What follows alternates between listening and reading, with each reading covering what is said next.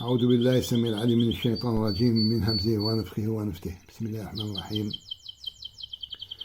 Ceci est l'histoire d'un exorcisme effectué sur un Algérien âgé de 30 ans en instance de divorce.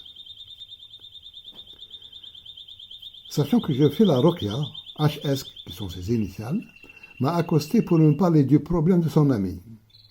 Quand quelqu'un me raconte ce qui est arrivé à son ami, je, automatiquement, soupçonne que l'histoire le concernerait personnellement, ce qu'il a avoué.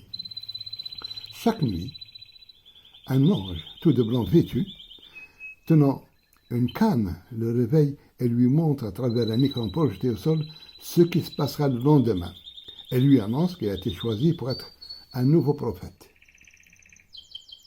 Le matin, il croyait fermement à cette conception.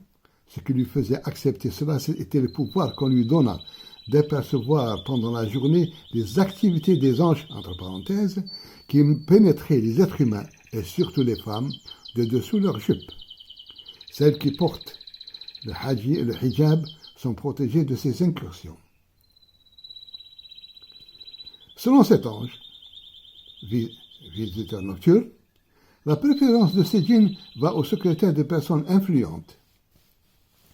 J'ai dit à HS que cet ange est un faux, car il contredit le Coran dans son verset 40 de la sourate Les Coalisés, et qui dit, Bismillahirrahmanirrahim, Muhammad n'a jamais été le père d'un de vos hommes, mais le messager d'Allah est le dernier des prophètes. Allah est omniscient. HS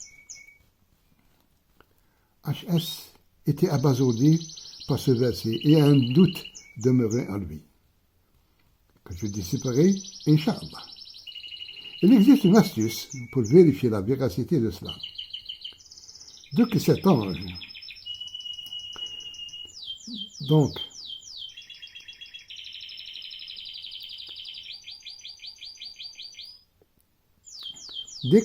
lui apparaît, il doit lui serrer la main et lire la sourate Al-Fatiha, par exemple. Et si cet ange persiste, alors il est réel. Sinon,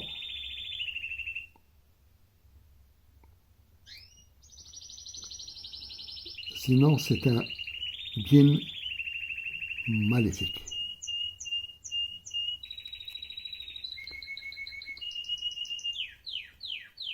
HS a fait ce que je lui ai dit, et ce soi-disant ange l'a appelé chien, parce qu'il avait suivi mon conseil. Le djinn a disparu pour ne plus jamais réapparaître. J'ai eu un doute et je lui ai fait une ruqya par laquelle 2 djinns se sont manifestés. Sur mes invectives, l'un d'eux a été extirpé.